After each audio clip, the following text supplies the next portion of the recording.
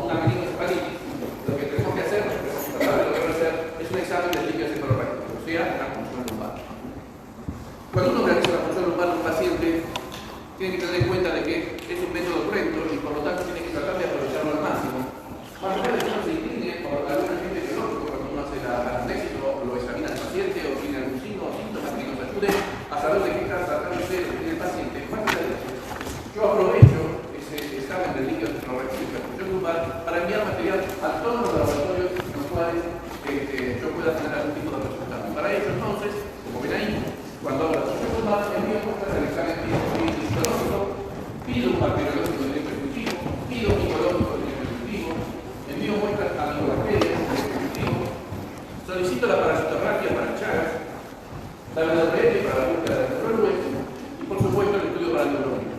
Observen entonces que yo, en una punción lumbar, intento extraer 7 frascos para guiar a 7 laboratorios diferentes, a los cuales voy a tratar entonces de agotar todas las posibilidades para saber si tengo que tener allí mismo con este procedimiento el diagnóstico de lo que está pasando. El volumen no es mucho, es pequeño, ¿sí? Pero son frascos donde uno pone una poca cantidad de cada frasco. Bien, bien. Bien. Vamos a hablar entonces ahora de lo que es la primera frecuencia de una patología que produce en el hepatitis y la criptococcus. Observen ustedes que acá lo decimos la guardia es una oportunidad grave de frecuencia en lo que es el paciente positivo. O sea, está precedida por patologías respiratorias, que es una patología que con mayor frecuencia se presenta en el paciente HIV, asociada por la tuberculosis, las neumonías bacterianas o en el hepatitis virosis. Estas serían las 3 primeras. Y en la cuarta frecuencia es la criptococcus. Observen que es muy frecuente entonces la criptococcus. Está producida siempre por el criptococcus de forma variada de formas del tipo A. Y luego vamos a observar que esto es un dato importante, para una tasa de diferencia en la criptococcus siempre es mayor que lo que es el HIV negativo. Eso nos va a servir mucho en lo que es el diagnóstico y seguimiento del paciente. Vamos a definirlo entonces como que la criptococcus en sí es la enfermedad diseminada con un compromiso multiorgánico. En general va a tener una evolución aguda. Tiene un frecuente compromiso del sistema nervioso central, o sea que la manifestación fundamental va a ser el mecanismo encefalítico. El pronóstico siempre es grave y si uno no actúa de forma precoz, no actúa de forma rápida, va a haber una escasa respuesta a los antifúngicos. Y también, si no existe o no se cumple con la profilaxis adecuada, va a haber una alta tasa de recaída. O sea que es una enfermedad en definitiva grave que compromete la vida del paciente. ¿Cómo puedo llegar yo al diagnóstico de esta criptococcus? Le hago la punción lumbar, entonces voy a hacer un directo de líquido cefalorraquídeo, que eso no es más ni menos que la técnica de tinta china. La tinta china es un método rápido, fácil, barato, ¿sí? En el cual yo tengo el diagnóstico de lo que le está pasando al paciente en corto tiempo y puedo entonces hacer el tratamiento precoz como es necesario. Esta tinta china tiene una positividad de mayor del 80% de los casos. También puedo hacer cultivo de líquido cefalorraquídeo, que va a ser positivo en más del 90% de los casos. Al ser una enfermedad diseminada, voy a tener entonces un alto rédito si solicito los conjuntivos. Estos conjuntivos van a ser positivos en más del 60% de los casos. Y como veníamos diciendo antes, yo tengo la posibilidad de hacer la búsqueda del antígeno capsular del criptococcus, tanto sea en sangre como en líquido cefalorraquídeo. Y fíjense que la antigenemia va a ser positiva en más del 95% de los casos. Y la antigenorragia en más del 90% de los casos. Por lo tanto, la búsqueda del antígeno en el líquido cefalorraquídeo, la sensibilidad y especificidad es similar a lo que yo puedo encontrar en el cultivo. Así que es un muy buen método diagnóstico, pero también me sirve para seguimiento. Cuando yo inicio el tratamiento antifúngico, lo que hago es calcular la cantidad de antígenos que tiene el líquido cefalorraquídeo y por lo tanto, a medida que va avanzando el tratamiento y el paciente va recibiendo su tratamiento específico, este título de antígenos va cayendo y entonces es lo que a mí me permite saber de que ese paciente está mejorando a medida que avanza el tratamiento. Acá observamos entonces cómo se manifiesta una tinta china positiva en la criptococcus, observen que se tiene todo, salvo los criptococcus. Eso es lo que voy a observar entonces en el microscopio cuando hago este estudio. Esto es totalmente frecuente, pero es como anecdótico en realidad. En las imágenes, cuando el paciente tiene una criptococcus, es muy raro de ver, ¿sí? Alguna imagen asociada a esto. Se puede observar estos pseudoquistes, ¿sí? Que se puede llegar a observar, pero raramente se ve. Cuando uno tiene entonces un paciente que manifiesta cefalea y a veces que se sabe que es positivo, que no está tratamiento antirretroviral, que tiene un nivel de CD4 bajo, y que a veces no utiliza ninguna otra cosa popular de esta cefalea, o sea, no tiene de boca, ni sintomenitio, ni bacteria, ni vómitos, o sea, no tienen otra cosa que se asocie a esta meningitis. ¿Por qué? Porque son pacientes tan inmunodeprimidos que son sintomáticos. Y entonces uno tiene que pensar que cuando un paciente manifiesta una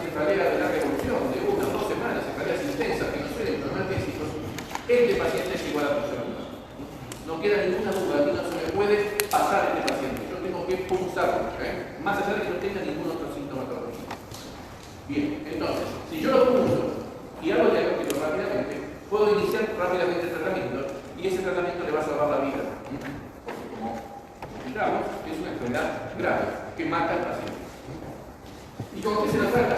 Se lo trata con anfotericina B más fluconazol. Porque ustedes podrán llegar a leer en los libros que habla de cincoprocitocina. La cincoprocitocina tiene un efecto sinérgico con la anfotericina B, sin embargo la cincoprocitocina ya se deja en el país no hay, y por lo tanto nosotros utilizamos lo que es anfotericina B más fluconazol.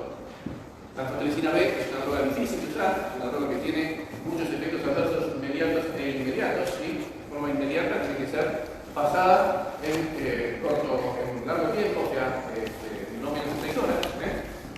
No menos de 6 horas, porque si se pasa rápido puede provocar shock. Ha habido realmente complicaciones en pacientes que han recibido de forma rápida la droga. Y la otra cosa a tener en cuenta es que el efecto adverso a largo plazo, ustedes saben que es altamente nefrotóxica. Por lo tanto, un paciente que recibe anfotericina B es un paciente que tiene que tener una dosis máxima vida, de 2 a 3 gramos más de eso. Y de buena práctica que cuando están en el paciente con anfotericina, al final de la evolución pongan cuánta dosis acumulada lleva el paciente para que quien venga después sepa con cuánto tiene y cuánto puede llegar a recibir más que lo que está pasando. ¿Sí?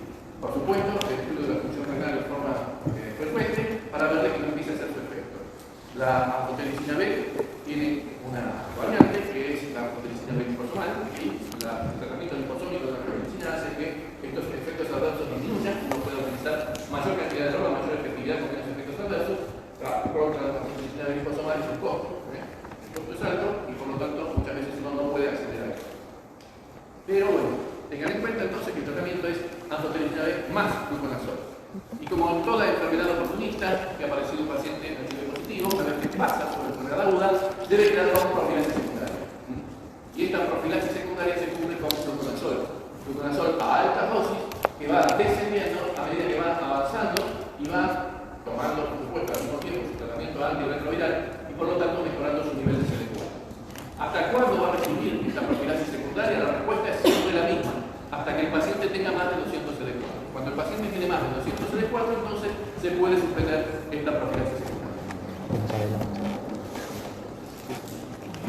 No nos vamos a extender sobre la tuberculosis, sino que vamos a específicamente decir que la tuberculosis en el sistema nervioso central en el SIDA puede manifestarse de 3 maneras diferentes: lo que es la meningoencefalitis, los tuberculomas y los abscesos de cerebro. Esas serían las 3 manifestaciones de la tuberculosis. La más frecuente, sin ningún lugar a dudas, es la meningoencefalitis. Por ello, entonces, también tenemos que sospechar que los pacientes tienen un cuadro meningio y positivo y hacer la función primaria de búsqueda del bacilo en el líquido cefalorraquídeo.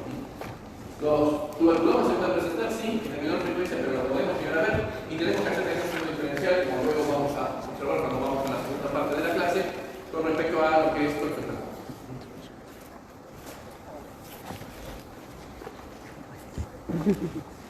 Bien, otro patógeno que puede llegar a producir compromiso del sistema nervioso central es el citomegalovirus. En el citomegalovirus va a haber 3 manifestaciones: la meningoencefalitis, la meningitis aguda microrizante y la polifacilitis ascendente. Esas serían las 3 manifestaciones a nivel del sistema nervioso central que el citomegalovirus presenta. Por lo tanto, una vez más, cuando nosotros hacemos la función lumbar, siendo que esto es un compromiso bastante frecuente también, y en un paciente severa, que hay inmunodepresivo, tiene que tener una inmunodepresión severa, menos de 50 CD4, para que tenga esta manifestación, entonces vamos a enviar muestras de líquido cefalorraquídeo al estudio de neurovirus. Examen de líquido cefalorraquídeo, podemos hacer una imagen, pero en definitiva, el que va a hacer el diagnóstico definitivo es la PCR en líquido cefalorraquídeo para la búsqueda de ADN.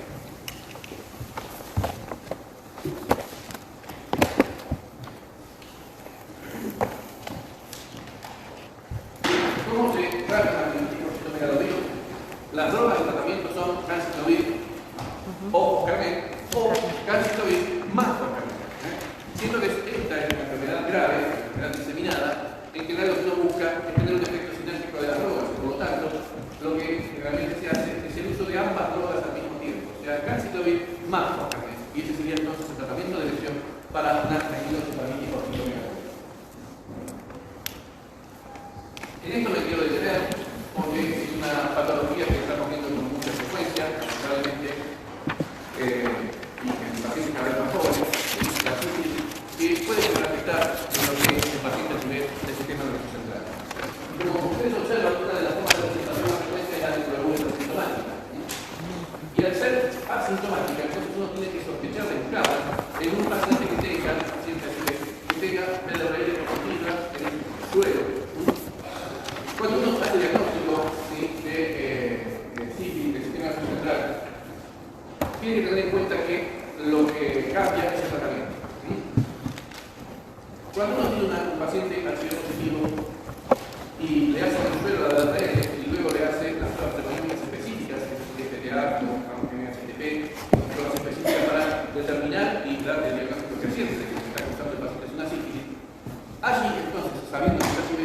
no debe hacerle la punción lumbar.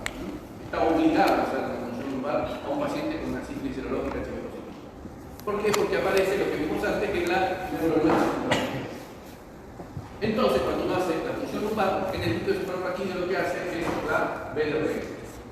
Si la BDRL es positiva, entonces estamos haciendo diagnóstico de neurolube. ¿Por qué? Porque el líquido suprarraquídeo es un líquido estéril y no requiere de pruebas treponémicas específicas para confirmar el diagnóstico.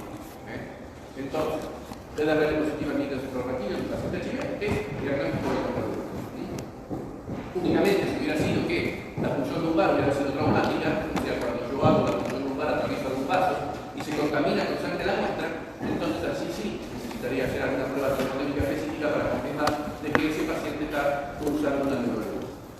Las otras formas de manifestación, más allá de la neurolube sintomática, es la meningitis clínica y la sífilis meningovascular. En cualquiera de estos casos, entonces el tratamiento es un tratamiento absolutamente diferente a que si fuera una sífilis serológica. La sífilis serológica se trata, ustedes saben, con penicilina benzatina. En este caso, las neurolubes se tratan con penicilina sódica, ¿sí? La penicilina que atraviesa la barrera hematoencefálica. Debemos darla por vía intravenosa y por vía vía. A frecuencia de cada 4 horas, esto significa que el paciente tiene que estar internado, que da otra tratamiento. Entonces, fíjense, es importante hacer el diagnóstico porque la forma y la manera de tratarlo es absolutamente diferente y requiere de este tratamiento. Cuando empezamos la charla dijimos que el HIV era un virus esencialmente neurotrópico. Y esto no queda duda. Se ha demostrado ya de que está presente en el sistema nervioso central, de que ingresa al organismo y va haciendo su efecto deleterio en el cerebro constantemente.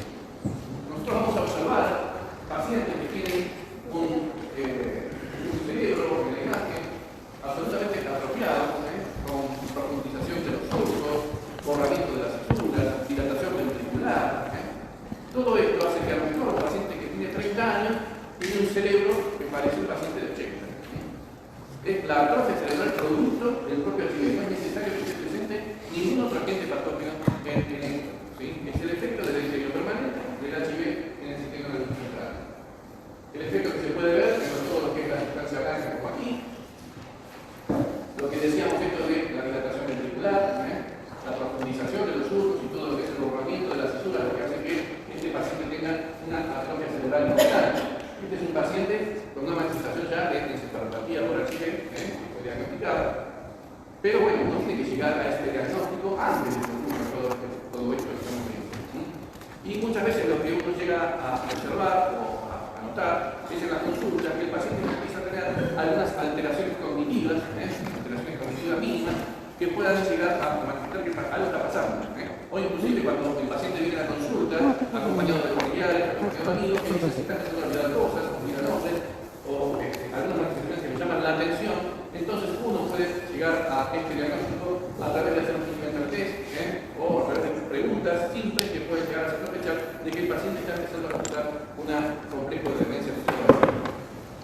Esto era muy frecuente de ver en la era pre-tratamiento antirretroviral.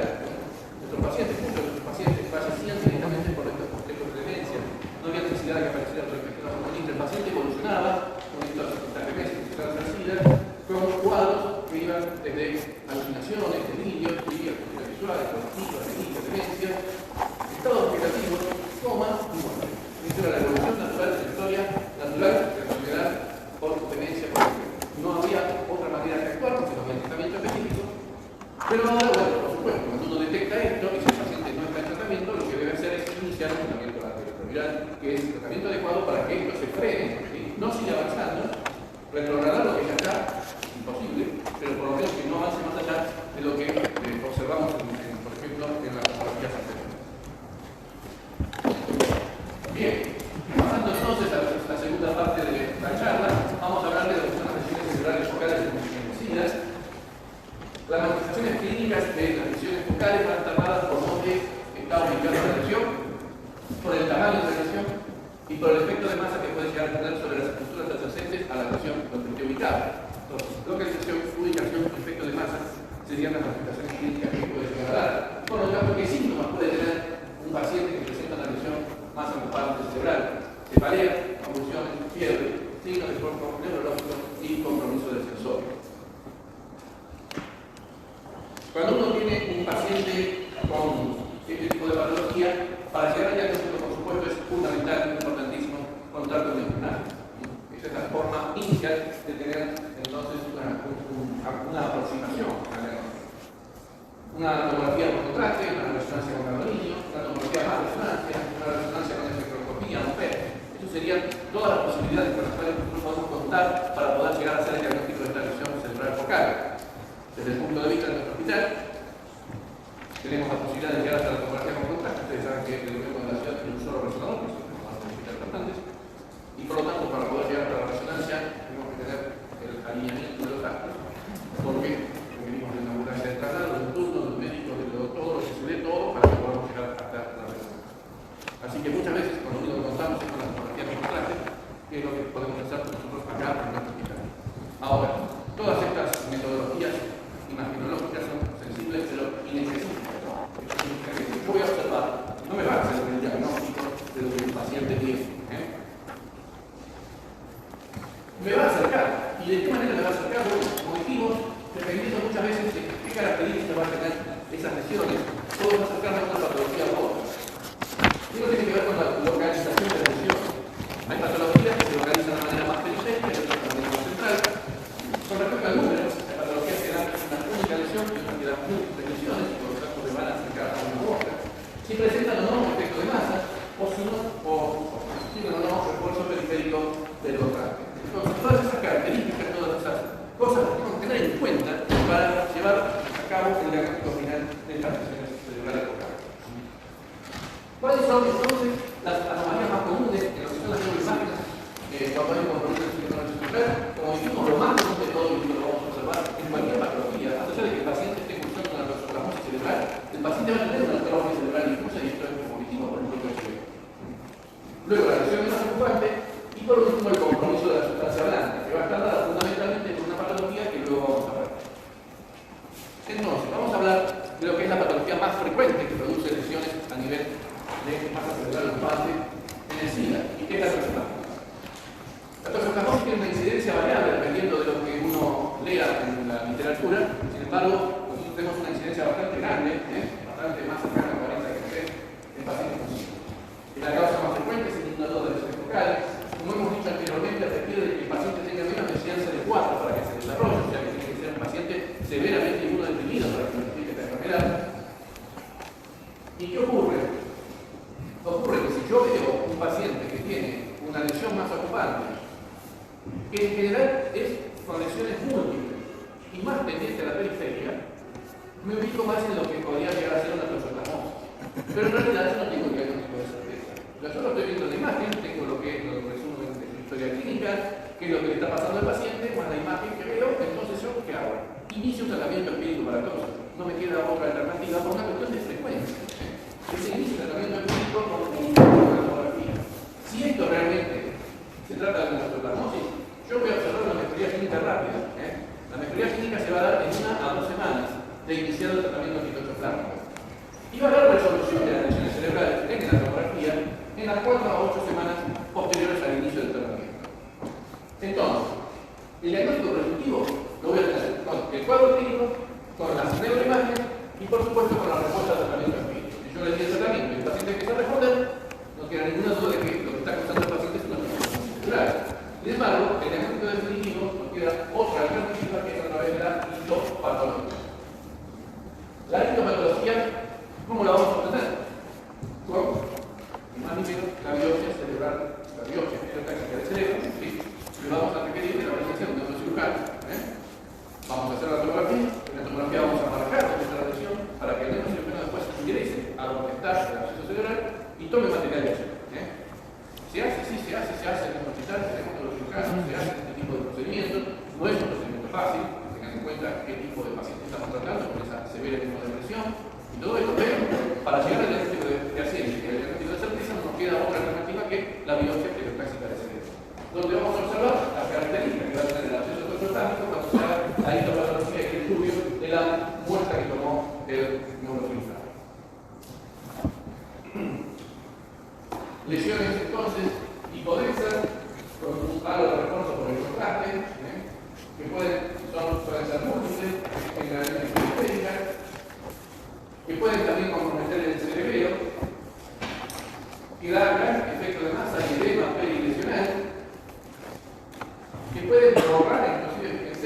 trata acá en el versículo, pacientes que cuando uno observa esto está, por supuesto, contraindicada la función lumbar.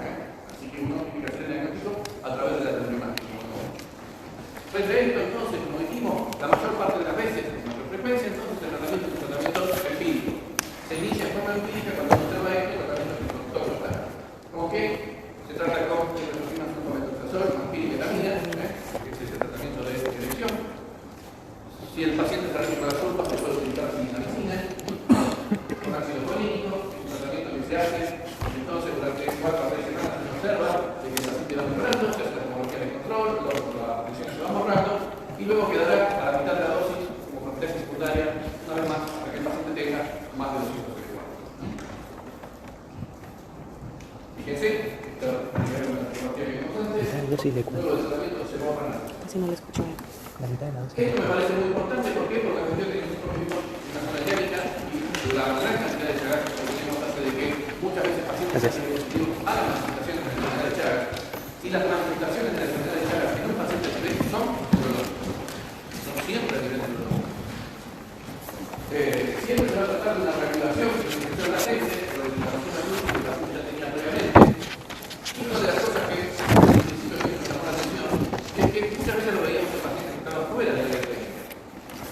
Es decir, el paciente que nunca había visto la red básica, de repente manifestaba Chagas, ¿sí? ¿De dónde aparecía esto? Bueno, en general, lo que ocurría es que eran pacientes adictos a drogas endovenosas, en este rito de compartir las clínicas, cuando se picaban. Dentro de ellos, en este grupo, había un paciente que provenía del norte, que estaba para la positiva en ese momento, y entonces empezaba a repartir Chagas al resto de sus compañeros de drogas. Esta era la forma con la que nosotros terminamos explicando porque pacientes que nunca habían estado en una área clínica presentaban Chagas cuando tenían un deterioro inmunológico avanzado. Entonces, la puerta de entrada podría llegar a los efectos del primo derivado y la adaptación a drogas endovenosas. Como dijimos, para que manifieste una meningitis chagásica, tiene que haber una enfermedad avanzada de la TB que tenga menos de 50 CD4. ¿Cómo se manifiesta en Chagas en SIDA? Como abscesos cerebrales focales, o sea, de Chagón, y como mecanismo de separación. Cuando uno habla de absceso cerebral, como capturado con maculosis, tiene la típica de programa de los tipos maculosis. ¿Cómo vamos a llegar al diagnóstico de esto? Por supuesto, primero la serología. Si nosotros venimos estudiando al paciente, ya tenemos el antecedente de que el paciente tiene una serología positiva para Chagas, nos va a ayudar. ¿Sí? Sin embargo, si el paciente tiene menos de 50 CD4 y uno le pide la serología, si la serología es negativa, algo deterioro inmunológico que tiene, la verdad que no es significativo. Si tiene la serología negativa, un paciente de menos de 50 CD4 tampoco me ayuda. La parasitemia, por supuesto, la búsqueda del parásito de sangre, la neuroimagen, como hemos dicho, el estudio del glúteo cefalorraquídeo, si se trata de una meningitis. Ahora, si estamos hablando de un Chagón cerebral, entonces lo que necesitamos saber es de qué se trata esa imagen que estoy viendo en la tomografía. Lo primero que voy a pensar, por supuesto, es en la toxicohermosa. Y seguramente lo que voy a hacer es iniciar el tratamiento médico para la toxicohermosa. Pero en ese paciente no va a haber respuesta. No voy a ver de que avanzan los días de tratamiento mitoxoplasmático y sin embargo el paciente está cada vez peor. Entonces no me va a quedar otra que plantear la biopsia estereotáxica.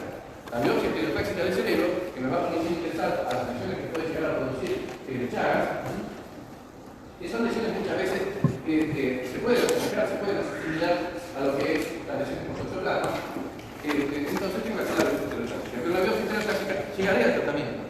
Una de las cosas que tenemos con respecto a lo que es el uso de la biopsia estereotáxica es que hemos tenido un 100% de eficacia. O sea, el neurocirujano ha llegado al sitio de la lesión, toma más de la lesión y la iconografía nos ha dado el 100% de los casos el diagnóstico de lo que pasó allí.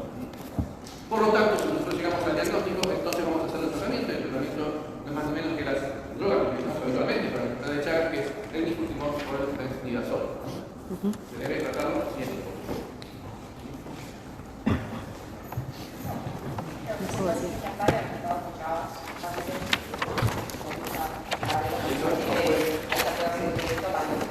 No puede ayudar a que, por eso, no es muy frecuente.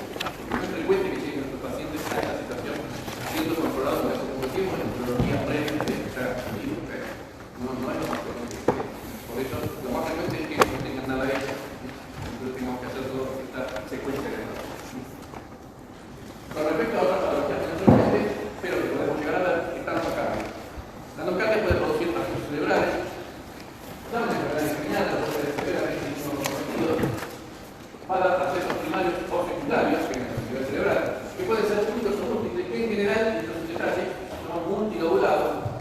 supra o infratentoriales, y por supuesto, como cualquier otra patología de este nivel, puede dar cefalías y signos neurológicos focales. En esto no va a quedar ninguna duda de que conservemos la presencia o pensemos que puede llegar a relacionar con endocardio, vamos a necesitar una biopsia estereotáxica. No queda ninguna duda. Observen que, como les dije, puede ser un doblado. Es una de las características que puede llegar a tener la endocardia en la manifestación del cerebro. Cuando uno llega al diagnóstico a través de la biopsia estereotáxica, entonces tiene que iniciar un tratamiento. El tratamiento para la endocardio es lo que nos dijo el profesor más, amicacina. La duración por vía parenteral es de 3 a 3 semanas, luego se suspende la amicacina y continúa con el metronidazol como profilaxis secundaria una vez más hasta que el paciente tenga más de 200 segundos. Tenemos que tener en cuenta que, si bien puede haber una respuesta terapéutica muy rápida cuando uno llega al diagnóstico, pero también hay fallos relacionados a la resistencia a la droga, pero también a que es un acceso que muchas veces requiere de la necesidad de un drenaje quirúrgico y por lo tanto, si uno no actúa a nivel quirúrgico y el antibiótico adecuado, no va a ayudar a resolver las cosas. Vamos a pasar a ver lo que recuerda que decimos que esta era la tercera patología en secuencia a nivel del sistema vestibular, a nivel local. Entonces, luego de la por los pacientes. Y esto es muy diferente a lo que vimos ahora. Esto da lesiones en la sustancia blanca. Y son lesiones puras, no tiene nada que ver con lo que hemos visto hasta ahora. Generalmente va a afectar a los lóbulos parietos genitales inferiores.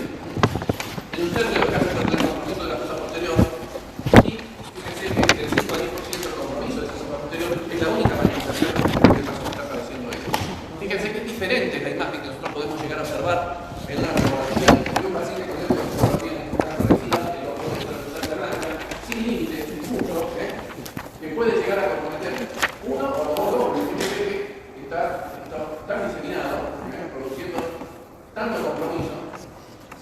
Uno observa esta tomografía en un paciente HIV positivo, severamente inmunodeprimido, y lo primero que tiene, sin ninguna duda, es una electroencefalografía progresiva. Puede también tomar cerebelo, las lesiones que se pueden afectar en el tronco, y para ello, para llegar al diagnóstico, no nos queda otra alternativa que hacer la función lumbar. O sea, el estudio del líquido cefalorraquídeo. Y dentro del estudio del líquido cefalorraquídeo, vamos a hacer la PCR para la detección del ADN de lo que es el agente biológico de esta enfermedad, que es el virus JC. El virus JC y en menor frecuencia el virus PK son los virus que producen esta electroencefalografía focal progresiva. La PCR tiene una alta sensibilidad y una alta especificidad, por lo tanto es el único diagnóstico que tenemos nosotros para llegar a la diagnosticación directa, y si no también lo que se puede hacer es el dosaje de carga viral para el virus JC en el líquido cefalorraquídeo. Entonces, nosotros cuando tenemos un paciente que tiene esas características inmunológicas y le hacemos tomografía y observamos las lesiones que vimos antes y le hacemos la función lumbar y obtenemos este resultado, tenemos que encarar un tratamiento que no va a ser un tratamiento específico. ¿Por qué? Porque la electroencefalografía o sea, no tiene un tratamiento específico.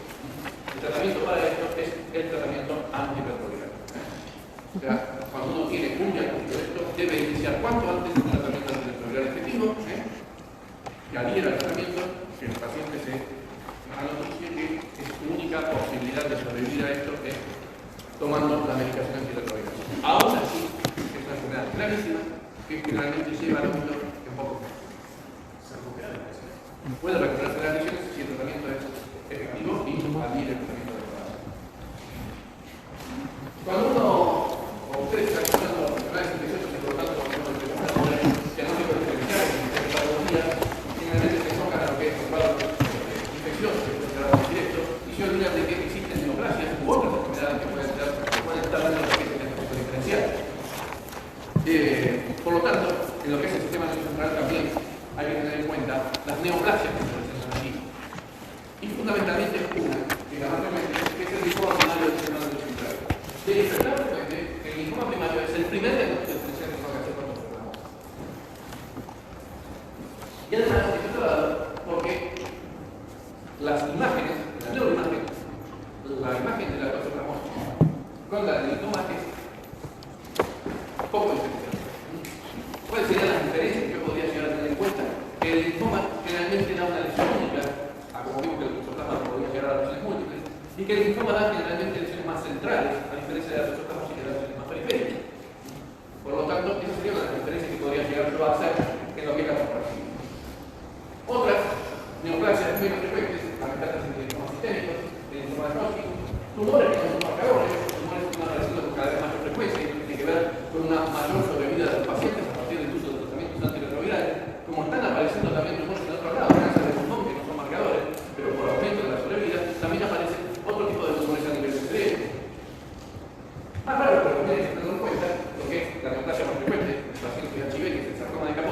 también puede tener manifestación a nivel cerebral. Uno puede llegar a observar que son lesiones realmente extensas, ¿sí? Pero son indistinguibles por otras patologías. ¿Saben esto, por ejemplo? Este es un linfoma primario del sistema central, una hipodesia en el centro, con un refuerzo de contraste, un desplazamiento, lo cual esto podría llegar a pensar que también se trata de una toxoplasmosis. Sin embargo, como dijimos antes, observamos una lesión única, más a nivel central, por lo tanto, uno puede llegar a pensar que esto, cuando lo vemos en la imagen, se trata más de un linfoma que de una toxoplasmosis. Ahora, si yo hago un diagnóstico de linfoma, bueno, haré el tratamiento específico. Primero, inicio un tratamiento antirretroviral y luego el tratamiento antirretroviral para tener un mejor sostén de su aparato inmunológico, iniciaré después la quimioterapia específica. Ahora, si yo observo estas lesiones y considero que este linfoma no voy a poder iniciar la quimioterapia química, por lo tanto, tendré que hacer la biopsia terrestre del cerebro primero para llegar al diagnóstico del paciente de que esto es un linfoma y entonces después hacer la quimioterapia. Por lo tanto, siempre, y eso es una de las cosas que hay que tener en cuenta, que más allá de que esto me indique de que pueda llegar a ser más frecuentemente un linfoma citatoxo, siempre se inicia primero el tratamiento específico para toxo. El tratamiento específico para toxo no responde, la biopsia llega a ser un linfoma y entonces haré el tratamiento antirretroviral y el tratamiento quimioterápico adecuado para que esto mejore. Tengan en cuenta que si un paciente severamente inmunodeprimido, con un pronóstico realmente malo, encima le estoy diciendo la quimioterapia, el pronóstico no es. A modo de conclusión, entonces, tenemos que decir que el compromiso neurológico en la enfermedad por oxidación es de suma frecuencia. En cuanto a lo que nosotros tocamos, es el segundo en frecuencia. Primero el compromiso respiratorio, después es el compromiso neurológico, y esto tiene que ver con el neurologismo que tiene que ver. Que cualquiera de estas patologías que hemos visto durante el transcurso de esta hora que compromete la vida del paciente, son patologías graves, que comprometen la vida del paciente, que el diagnóstico, como dijimos reiteradamente, debe ser precoz para que el tratamiento sea rápido, porque si no, ese paciente se muere. Entonces tengamos en cuenta eso. Y por último, que las infecciones oportunistas continúan siendo aún hoy, un problema en el caso de esquemas subóptimos de tratamiento antirretroviral con falla biológica y el deterioro inmunológico. Esto tiene que ver con que muchos de nuestros pacientes no cumplen con los tratamientos, no lo inician, no lo hacen, o lo cumplen de forma intermitente, o lo abandonan, y entonces lo que pasa es que surjan infecciones oportunistas que en muchos otros lugares, importantes de España, por ejemplo, que vienen acá a aprender y ver patologías que ya no la ven. Porque se ven acá porque tenemos esta característica de pacientes, de patologías que ya están en el recuerdo de la era de tratamiento antirretroviral y sin embargo las seguimos viendo. Por esto, entonces, como en lo que es nuestro país, la patología por HIV sigue en crecimiento, ¿sí? La epidemia no ha tenido todavía una meseta, sino que sigue creciendo a nivel de los sectores socioeconómicos más bajos, ¿sí? En nuestras fichas de urbanos sigue habiendo realmente un aumento importante del número de pacientes activados por vía sexual fundamentalmente, y por lo tanto, hagan la necesidad que hagan, van a ver necesidad, van a ver entonces van a tener que tener un cierto conocimiento de los aspectos de los pacientes que tienen en la guardia para poder actuar rápidamente, como hemos dicho en la charla, y poder hacer un diagnóstico precoz para el tratamiento que les pueda salvar la vida. ¿Alguna pregunta? Todo. Dijo que para los pacientes cerebrales era TNS más y una. Exacto. Ok. O sea, no es el mismo que todos los lo que se utilizaba en el momento es la sulfadiazina. La sulfadiazina se puede reemplazar precisamente con un compensatón, siendo que la sulfadiazina actualmente está en falta de la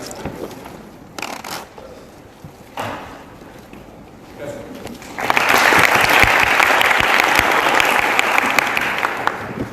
Temprano, ¿no? No, media horita. Para. Sí, rápido y